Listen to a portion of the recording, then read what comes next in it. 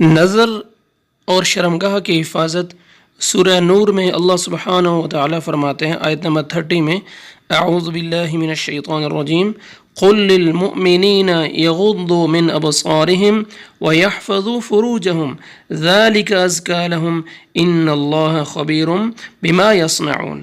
مومن مردوں سے کہہ دیں کہ وہ اپنی نگاہیں نیچے رکھا کریں اور اپنی شرمگاہوں کی حفاظت کیا کریں، یہ ان کے لیے زیادہ پاکیزہ طریقہ ہے، اور جو کچھ وہ کرتے ہیں اللہ تعالیٰ اس سے باخبر ہے۔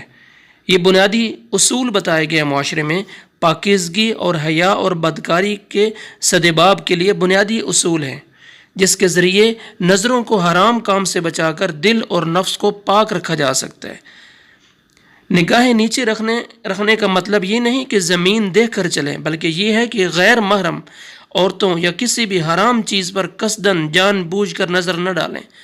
اچانک اگر نظر پڑ جائے، حدیث کے مطابق پہلی نظر جو اچانک پڑ جائے وہ معاف ہے، لیکن دوبارہ نظر اٹھانا یا نظر جمائے رکھنا یہ گناہ ہے۔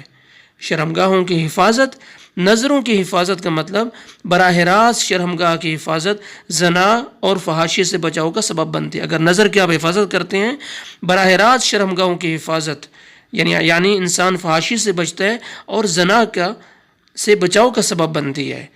قرآن مجید نے فرمایا کہ عمل یعنی نگاہ نیچے رکھنا تمہارے لیے زیادہ پاکیزہ عمل ہے۔ آخر میں اللہ سبحانہ و تعالیٰ فرما رہے ہیں کہ ان اللہ خبیر بما یصنعون، اور جو کچھ وہ کرتے ہیں اللہ اس سے باخبر ہے، یعنی اللہ تعالیٰ تمہاری نظروں کی خیانت اور دلوں کے بھیدوں سے پوری طرح واقف ہے۔ مختصر یہ کہ یہ آیت اسلامی معاشرے میں مردوں کے لیے اخلاقی حدود متعین کرتی ہے تاکہ حیا کو فروغ دیا جا سکے۔ اللہ سبحانہ و تعالی ہمیں اپنے نظروں کی اور شرمگاہوں کی حفاظت کرنے کی توفیق عطا فرمائے۔